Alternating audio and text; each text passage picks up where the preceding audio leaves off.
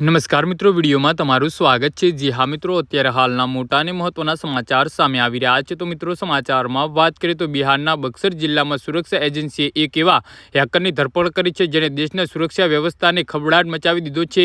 આ શખ્સ પર વડાપ્રધાન નરેન્દ્ર મોદીની સુરક્ષા સાથે જોડાયેલી અત્યંત ગુપ્ત અને સંવેદનશીલ માહિતી ડાર્ક વેબ પર વેચવાનો ગંભીર આરોપ છે। બક્સર પોલીસે પીએમ નરેન્દ્ર મોદીની હત્યાનું કાવતરું ઘડવાના આરોપમાં અમન તિવારી નામના વ્યક્તિ સહિત 3 લોકોની ધરપકડ કરી છે। પોલીસે જણાવ્યું હતું કે આરોપીએ યુએસની સેન્ટ્રલ ઇન્ટેલિજન્સ એજન્સી એક ઈમેલ મોકલ્યો હતો જેમાં પૈસાના બદલામાં પીએમ મોદી પર હુમલો કરવાની ઓફર કરવામાં આવી હતી। કેન્દ્રીય ગુપ્તચર એજન્સીઓ અને સ્પેશિયલ ટાસ્ક ફોર્સને બાતમી મળી હતી કે બક્સરનો એક યુવક પ્રતિબંધિત વેબસાઇટ છે ડાર્ક વેબ પર દેશના ઉચ્ચ પદ અધિકારીઓની સુરક્ષા વિગતો લીક કરી રહ્યો હતો।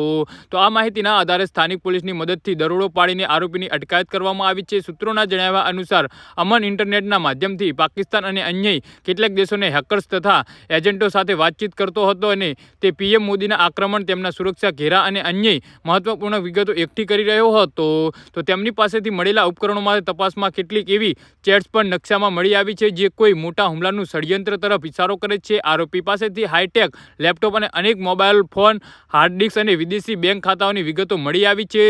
તેના ડિવાઇસમાંથી ડક મોદીની સુરક્ષા વ્યવસ્થા સાથે જોડાયેલા કેટલાક દસ્તાવેજોના સ્ક્રીનશોટ અને ફાઇલ પણ મળી આવી હોવાનું કહેવાય છે। જી હા મિત્રો, તો આના વિશે તમારું શું કહેવું છે તો નીચે અમારી કમેન્ટ બોક્સમાં જરૂરથી જણાવજો અને અમારી યુટ્યુબ ચેનલને સબસ્ક્રાઇબ કરવાની ભૂલતા નહીં। ધન્યવાદ।